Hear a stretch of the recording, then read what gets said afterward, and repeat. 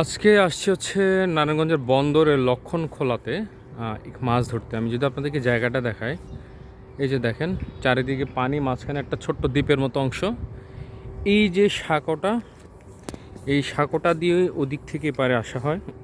সাঁকোটা যে এত সরু, একটা মাত্র বাঁশ। হ্যাঁ, পারে আসলাম, ভাবছিলাম মনে পড়ে যাবো এরকম অবস্থা। এই যে চারিদিকে পানি, মাঝখানে ছোট্ট একটা দ্বীপের মতো অংশ। এই যে মাছ ধরার অলরেডি আয়োজন শুরু হয়ে গেছে। কি অবস্থা আঙ্কেল? মাছ ধরেছি। মাছের কি অবস্থা? অবস্থা ভালো না, কিন্তু মাছ তো আছে, পুরাতন মাছ বড় বড় আছে, তাই না? হ্যাঁ হ্যাঁ, নিচে মাটি মাটি জিম কাটতেছে। এই যে এখানে দুইটা বড়শি বসানো হয়েছে। ওই যে সামনে আরো কিছু আছে, আমার উকিল শ্বশুর আছে, একটু গিয়ে দেখি কি অবস্থা।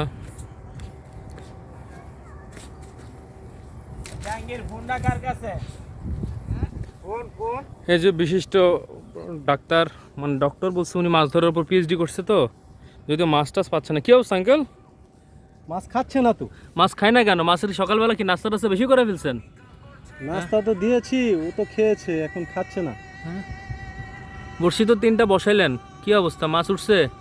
পাঙ্গাস খাচ্ছে। খাবার তো পাঙ্গাস। মোটামুটি এই যে কয় কাটা বসাচ্ছে জানি, এটা 8 কাটা না? 8 কাটা 10 কাটা। এই যে কত রকমের খাবার, তারপরে যদি মাছ নাও উঠে।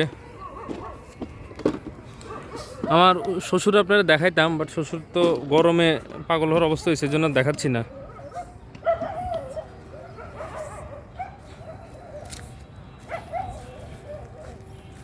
এই যে